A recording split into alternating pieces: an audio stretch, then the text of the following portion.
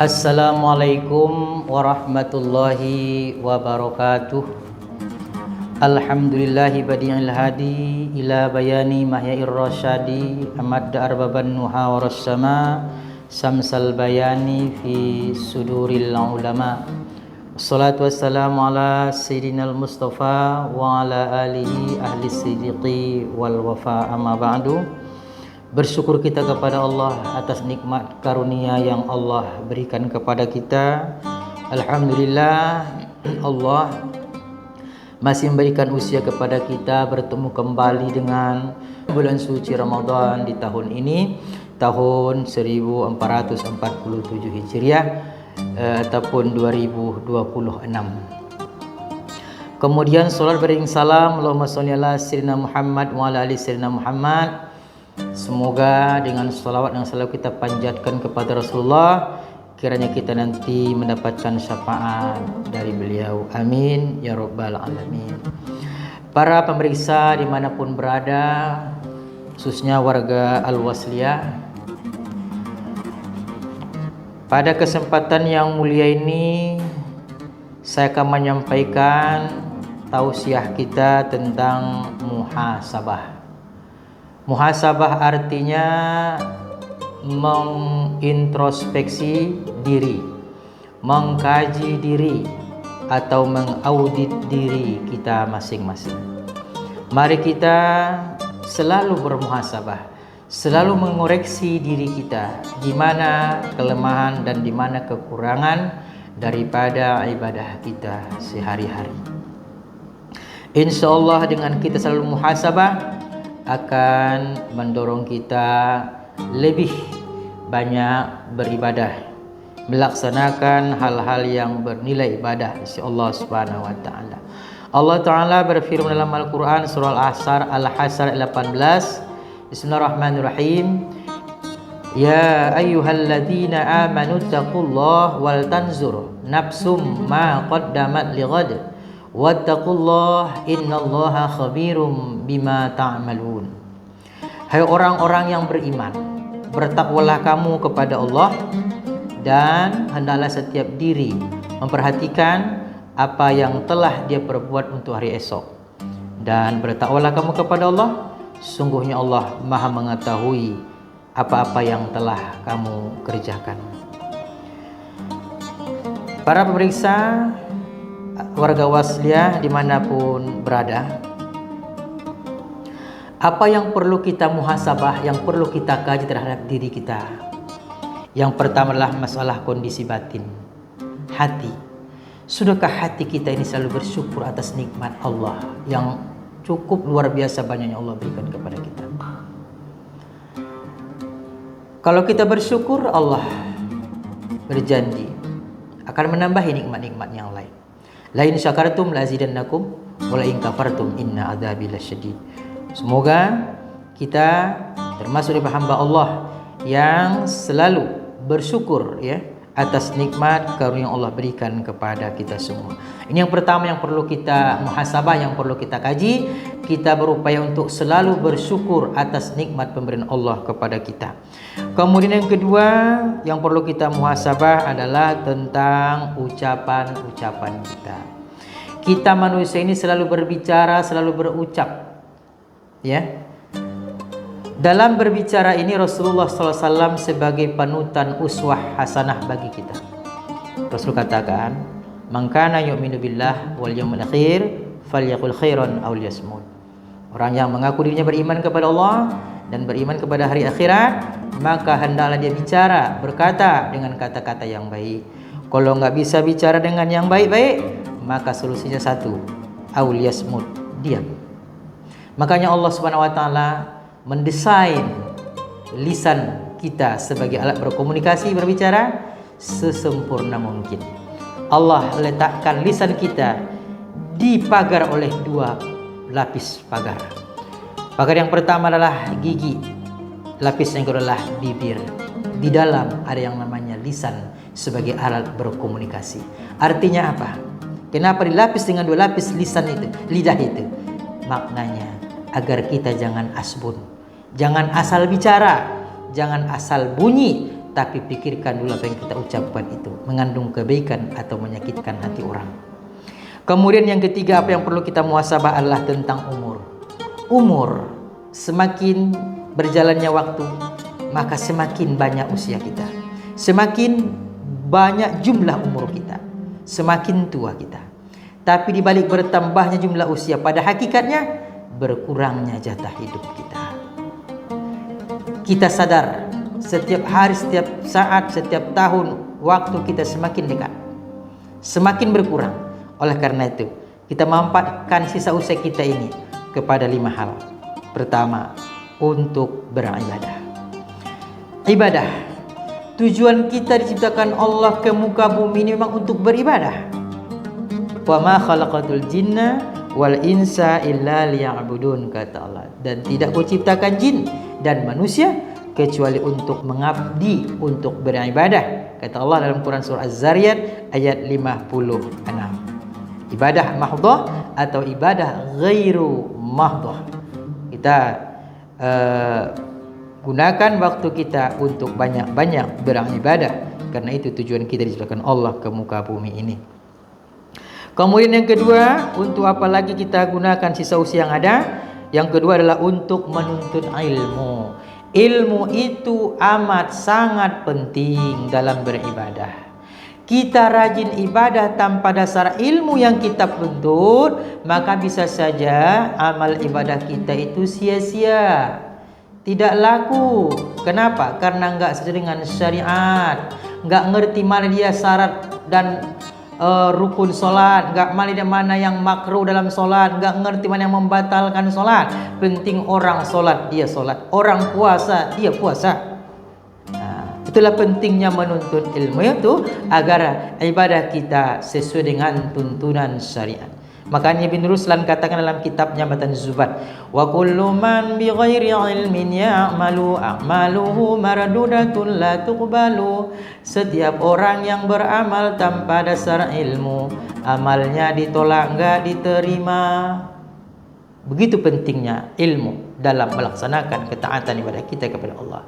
Makanya Rasul katakan, thalabul ilmi faridatun ala kulli muslimin wa muslimah. Menuntut ilmu itu wajib bagi semua orang Islam, baik laki-laki baik perempuan. Ilmu yang wajib dituntut ilmu ain dalam kitab Hidayatus Salikin 3. Pertama, ilmu usuluddin, ilmu tauhid. Yang kedua, ilmu syara', ilmu fikih. Yang ketiga, ilmu batin atau ilmu tasawuf. Kalau kita enggak pelajari ketiga cabang ilmu ini, maka berdosalah kita, karena fardu ain untuk mempelajarinya. Jamaah para pemirsa dimanapun berada, wabil khusus warga Al-Wasliyah. Yang ketiga, untuk apa lagi sisa usia ini kita gunakan selain untuk ibadah dan menuntut ilmu? Yang ketiga, untuk berkarya atau untuk bekerja. Kita dalam hidup ini perlu bekerja karena kita manusia biasa, perlu hidup, banyak kemauan dan keinginan. Untuk mendapatkan keinginan itu adalah dengan adanya uang. Mendapatkan uang tentu bekerja. Bekerja dalam Islam adalah ibadah. Dalam Al-Quran surah An-Naba Allah berfirman, wa ja'alna an-nahara ma'asya. Kami menjadikan waktu siang untuk mencari penghidupan. Di ayat yang lain, fa idza qudiyatis shalah fantasiru fil ardi wabtaghu min fadlillah. Bila telah ditunaikan salat, maka bertebarlah kamu di muka bumi, cari karunia Allah, cari rezeki, cari ekonomi, cari kebutuhan. Jadi bekerja dalam Islam sama dengan ibadah. Kalau nawaitunya kita bekerja dalam rangka mentaati atau menjalankan perintah Allah Subhanahu wa taala. Begitulah indahnya kita umat Rasulullah, hamba Allah yang memahami tentang ini.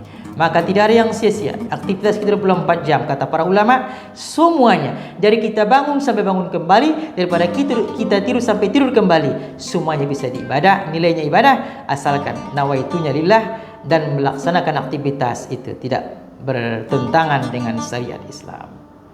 Kemudian yang selanjutnya, selain untuk beribadah, menuntut ilmu dan bekerja, yang ketiga yang tak kalah penting, untuk keluarga.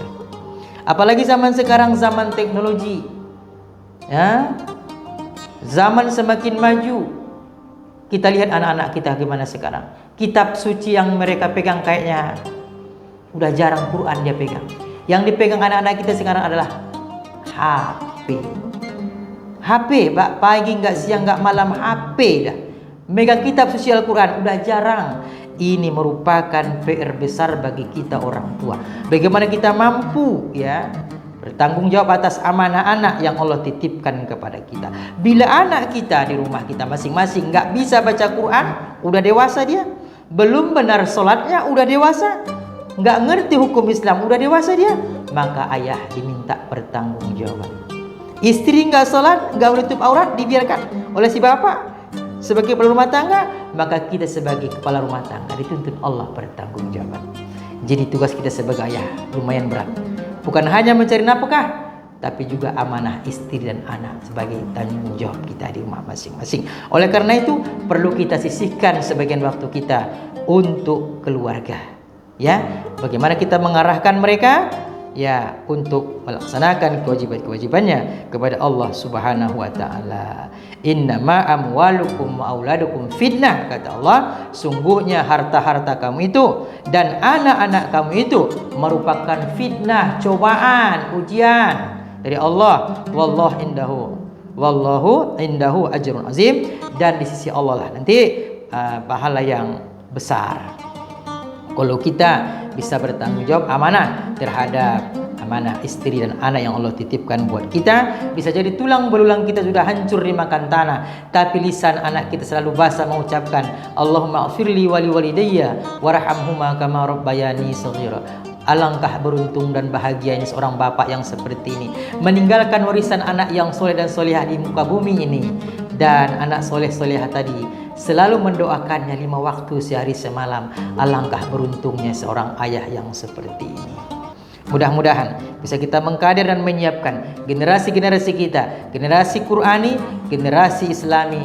Semoga nanti ya anak generasi kita, cucu kita ke belakang hari nantinya menjadi orang yang soleh dan yang solehah. Kemudian selanjutnya yang perlu kita muhasabah selanjutnya adalah tentang masalah panca indera. Panca indera Allah titipkan kepada kita, namanya tangan, kaki, mulut, hidung, mata. Ini merupakan anak buah kita, rakyat kita. Kemanakah kita memanfaatkan panca indera ini?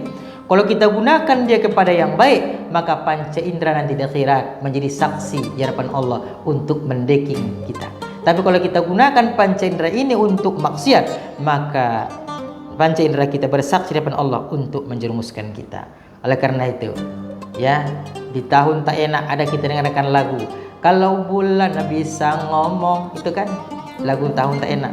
Tapi di akhirat nanti tangan kita bisa bicara. Bukan lagi bulan yang bisa ngomong, tapi tangan bisa ngomong. Kok bisa? Coba kita buka Al-Quran surah Yasin.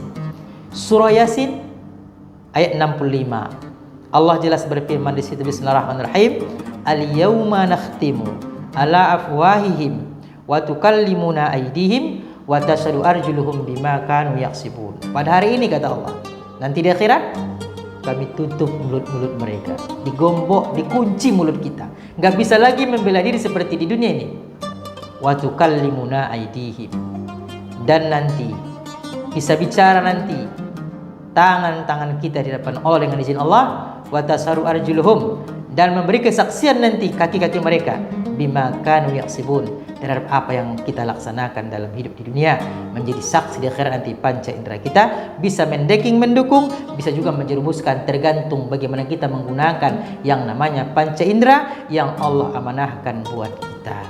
Kemudian terakhir kita muhasabah, ya, kita gunakan seumur kita ini untuk bermasyarakat. Bermasyarakat kita perlu karena kita adalah makhluk sosial.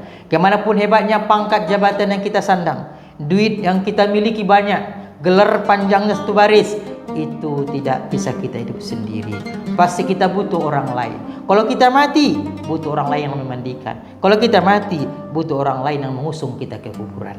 Oleh karena itu, perlu kita berhablum minan nas, hubungan baik terhadap sesama manusia yang lain, dan itu juga merupakan ibadah di sisi Allah Subhanahu wa taala. Mudah-mudahan jamaah sekalian, pemirsa warga Al-Wasliyah dimanapun berada, inilah mungkin tausiah singkat kita pada hari ini. Mudah-mudahan manfaat bagi kita semua. Kiranya kita sering-sering bermuhasabah, mengkaji diri, agar kita bisa memperbaiki diri kita lebih baik. Nasrul minallah wa fathun qarib wa basyiril mu'minin. Assalamualaikum warahmatullahi wabarakatuh.